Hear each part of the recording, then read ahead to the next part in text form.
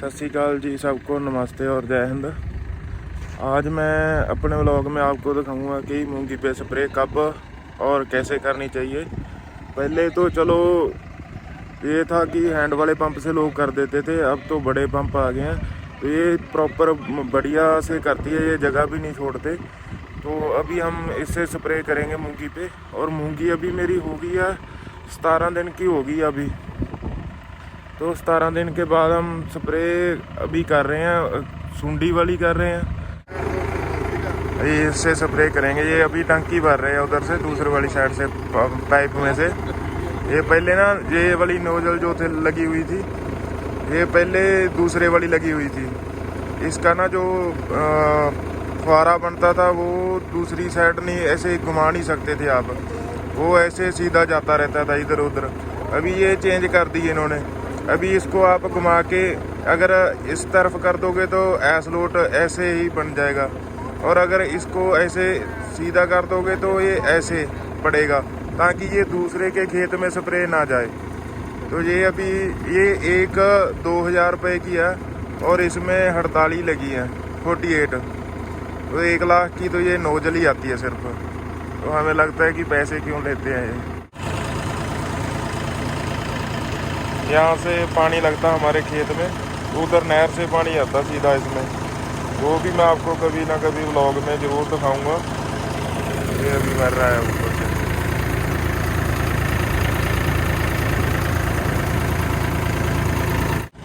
अभी ये एक तो ये पावर प्लस है और एक वो प्रोक्लेम है। एक तो सुंडी के लिए है और ये दूसरी वाली है फ्लावट के लिए, बढ़िया से वो ग्रोथ करे। तो अभी इसको मिक्स कर लेंगे एक बाल्टी में, और मिक्स करके इसको सीधा उस ड्रम में डाल देंगे, जो बूम का ड्रम होता है उसमें डल जाएगी ये, और एक बार में ही ये कर देगा सभी पे।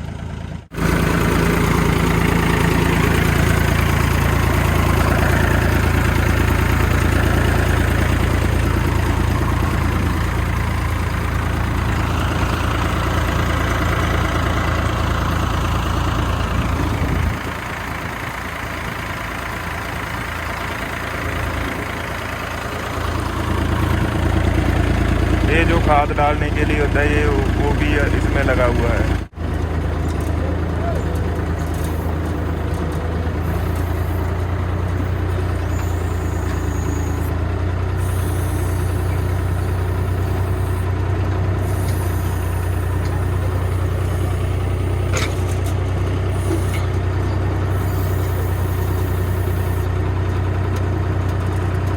और ये करती भी बढ़िया से है। अभी ना कोई आपको ऐसा मतलब कि ये लगेगा कि स्प्रे आपने किया और असर नहीं किया, तो असर भी पूरा प्रॉपर होता है इसके वजह से, क्योंकि ये ना तो ज़्यादा मात्रा डलने देती है और ना कम। तो बाकी तो अभी मूंगी होगी या काफ़ी अपनी 17-18 दिन की, आपको दिखाता हूँ। अभी तो बाहर दिखने लगी है बहुत ज़्यादा। तो अभी ये पहली स्प्रे है हमारी, और एक स्प्रे इस पे और करेंगे। 2 ही स्प्रे होती है हमारे इधर, हम तो 2 ही स्प्रे करते हैं। एक तो अभी की है जो सुंडी वाली है, और जो एक अपनी ग्रोथ के लिए होती है। तो और स्प्रे तो कभी अगर ज़रूरत पड़े तो ठीक है, नहीं तो फिर दूसरी बस लास्ट में जो इसको पत्ते जलाने वाली होती है वो ही स्प्रे करेंगे बीच में। अगर अब हम जल्दी नहीं करते स्प्रे तो इसमें क्या है कि बाद में जब सुंडी पड़ जाती है तो सारे पत्ते खा जाती है सुंडी पहले ही, तो फिर बाद में करने का कोई फ़ायदा नहीं है। तो ये तकरीबन 15 से लेकर 20 दिन के बीच में जब आपकी मूंगी हो जाए तो आप स्प्रे कर सकते हो। सुंडी पड़ती है जब बुआई करने के 15-20 दिन के बाद, 15 दिन के बाद, तो हमें तो करनी पड़ती है ये स्प्रे। ये अभी मूंगी काफ़ी बड़ी हो गई है, देखो बाहर दिखने लगी है अभी तो। अभी इसने बस ग्रोथ ही करनी है। अभी ये 20 दिन में और 20-25 दिन में मतलब कि 1 फुट हो जाएगी। 1 फुट के बाद फिर उसके बाद इसको फलियाँ लगेंगी। तो ये मान लो कि आप 1.25 महीने बाद, 1.5 महीने बाद ये फल उठाती है। तो जब फल उठाएगी तब ये पूरा ऐसे मतलब कि अपनी ग्रोथ रोक लेगी और ये अपना फलियाँ लगने लग जाएगी और फल पकाना शुरू कर देगी मूंगी। तो इसका बस यही है कि आप स्प्रे वगैरह टाइम से कर दें और इसमें कोई ज़रूरत नहीं है कुछ भी करने की। बस ये एक दो ही काम होते हैं। एक इसको पानी लगाना है, पानी लगाएंगे इसको भी 15 दिन के बाद एक पानी लगेगा, फिर उसके बाद एक पानी और लगेगा, बस 2 पानी लगाएंगे इसको। अगर बारिश आ गई बीच में तो फिर हम पानी नहीं लगाएंगे, फिर सीधा बस इसको काटेंगे। अगर कहीं रेतला एरिया है तो आप रेतले एरिया में तो पानी लगाना पड़ेगा। तो हमारे यहाँ क्या है कि हमें तो 1 या 2 पानी लगाने पड़ते हैं। ये देखो अभी ये बढ़ना शुरू हो गई है, क्योंकि ये मेन तो ये जो अपनी बुआई के 15 के दिन बाद ये पूरी फुल अपनी जो ग्रोथ करनी शुरू कर देती है। तो अभी इसको पानी नहीं लगाएंगे 15 दिन, ताकि ये ऐसे ही ग्रोथ करती रहे। और बाद में इसको जब ये थोड़ा सा सूखने लग जाएगी जगह ज़्यादा ही, जहाँ से नीचे से नमी ख़त्म हो जाएगी, तो तब हम इसको पानी लगाएंगे। पानी भी ज़्यादा आपने भरकर नहीं लगाना, ये डूबे ना, मतलब कि जो आपकी मूंग है ना वो उसमें पानी ऊपर ना जाए पत्तों के, जहाँ जो पौधे हैं पौधों के ऊपर ना पानी निकले, नीचे नीचे रहे पौधों के, ताकि ये ज़्यादा अगर पानी लगेगा तो ये ख़त्म हो जाती है ज़्यादा पानी में। इसको तो पानी बिल्कुल कम चाहिए और पतला पतला पानी लगाना है, ज़्यादा भरकर पानी नहीं लगाना। ये देखो ऊपर से तो दिख नहीं रहा था, ये नीचे से देखो अभी कैसे इसकी एक जगह पूरा प्रॉपर जैसे फुहारे लगे होते हैं ना, वही सिस्टम है इसका भी। और ये कहीं जगह नहीं छोड़ती, ये पूरी जगह पे प्रॉपर ही स्प्रे करेगी और ये ज़्यादा कोई रेस पे नहीं चलता। इसको तो हमारे यहाँ तो बूम बोल देते हैं, स्प्रे बूम। तो ये अभी तो सभी लोग जो दान होती है और गेहूँ उसमें दोनों में ही इससे ही स्प्रे करते हैं, क्योंकि इसका तो ये फ़ायदा है कि आप मतलब कि स्प्रे भी कर रहे हो और जो स्प्रे कर रहे हो एक एक जो बूंद होती है उसका पूरा फ़ायदा मिलता है खेत में। तो आप बस इतना ध्यान रखिए कि इससे स्प्रे करवाएं। जो पहले अपने ट्रैक्टर पे लगता था, जो पंप होता था जिसमें वो एक गन लगी होती थी, उससे भी अच्छी स्प्रे नहीं होती। उससे ये है कि उसमें भी जगह रह जाती है कहीं ना कहीं, तो ये कहीं जगह नहीं छोड़ेगी। इसका बस यही फ़ायदा है। बिना देखो 1 सेकंड में ही बंद हो जाएगा और 1 सेकंड में ये खुल जाता है। हम तो इससे ही स्प्रे करवाते हैं पिछले 4-5 साल से, क्योंकि ना ये इससे मतलब कि स्प्रे बढ़िया होती है। और ये है भी 4x4, ये 2 व्हील ड्राइव नहीं है, ये 4x4 है। इसकी कटाई भी चारों टायर ही करते हैं एक साथ मिलके। तो इसका तो यही फ़ायदा है। ये देखो अभी बंद भी हो गया। तो इससे ही आपको स्प्रे करवानी चाहिए। बाद में ना आपको पता चलता है थोड़े टाइम बाद, जब आप स्प्रे करवाओगे ना 1 साल इससे, तो आपको पता चलेगा कि गन में और जो हैंड वाला पंप है उससे और इसमें क्या क्या अंतर है। तो आप ये चीज़ का ध्यान रखें, क्योंकि जो फसल होती है वो जो किसान है, किसान का जो दिल होता है, अगर उसमें कुछ भी कोई दिक्कत आएगी तो किसान को भी मतलब कि इतना ज़्यादा बुरा लगता है, बाद में वो बात झेलनी मुश्किल हो जाती है।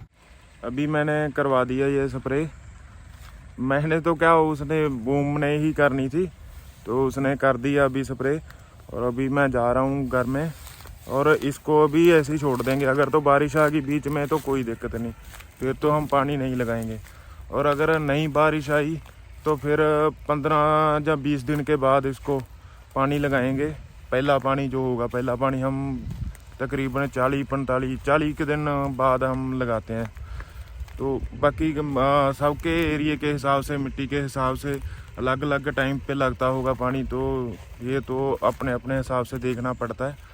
और बाकी अगर आप मतलब कि नॉर्मल खाली छोड़ देते वाहन, खेत को भी खाली छोड़ा होता, कर दे अगर खाली छोड़ देते तो ये खाली पड़ा रहना था। इसमें भी इसको ऊपर इस पर खर्चा ना था, क्योंकि बार बार आपको खेत को जोतना पड़ता, क्योंकि घास फूस होती रहती है। और अभी ये जब तक हम धान लगाएंगे तब तक ये पूरा हमें फल भी दे देगी। और अगर अच्छा इसका झाड़ निकल जाए तो ये बहुत बढ़िया रहती है। आपका सारा खर्चा जो दान का होता है उसमें लगाई भी आ जाती है, कटाई भी आ जाती है, और रे स्प्रे सारा कुछ ये निकाल जाती है मूंगी। और जो दान होता है वो आपका पूरा फुल बचत हो जाती है, चाहे जितना भी हो। तो ये फ़ायदा है इसका लगाने का। हमने पहले साल जब इसको लगाया था ना, तो तब हमारे इसने 4 एकड़ में हमने इसकी बुआई की थी। 4 एकड़ में बुआई करके इसने सारा खर्चा जो लिया, और उसके बाद जो हमें बचा था वो 50,000 रुपये बचा था। और अभी क्या है कि कभी कभी ये 1 लाख रुपये भी बचा जाती है, कभी कभी 80,000, कभी 85,000 ऐसे हो जाती है। तो आप बस इसको लगाना ना छोड़ें, एक तो इसकी बुआई करना ना छोड़ें, और दूसरा क्या है कि इस पे ज़्यादा निर्भर ना रहें कि हाँ मूंगी होगी इस पे हम ये करेंगे वो करेंगे। ये पक्की फसल नहीं गिनते हम इसको, मूंगी को।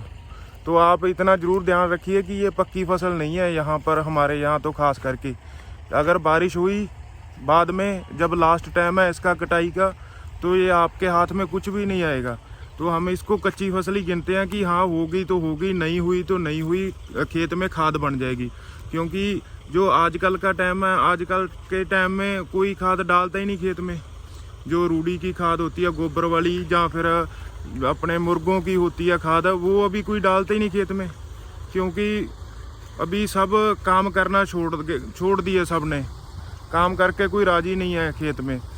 तो पहले तो क्या था कि हर साल या 2 साल बाद खाद डाल देते थे खेत में, अभी कोई नहीं खाद डालता। तो ये खाद बनाने का अच्छा तरीका है, क्योंकि इसका ये फ़ायदा है कि ये खाद बहुत ज़्यादा बनाती है मूंगी।